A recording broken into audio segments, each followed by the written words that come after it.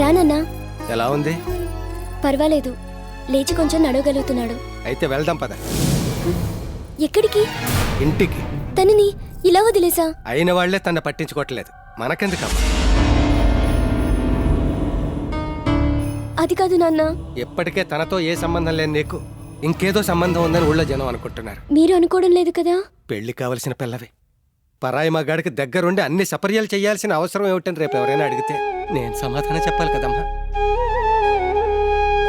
చెమర్చే కంటిని చెయ్యి ఓదార్చింది అంతే. ఉప్మా పెడితేనే అపార్థం చేసుకున్నాడు. నువ్వు దగ్గరుండి ఇన్ని సేవలు చేస్తుంటే దగ్గరవడానికి అనుకుంటాడమ్మా. సత్యబాబుకి ఇప్పుడు మనుషులు లేకపోయినా పర్వాలేదు, తన దగ్గరున్న డబ్బును చూసి డాక్టర్లు బతికించేస్తారు. నువ్వు రామ్మా.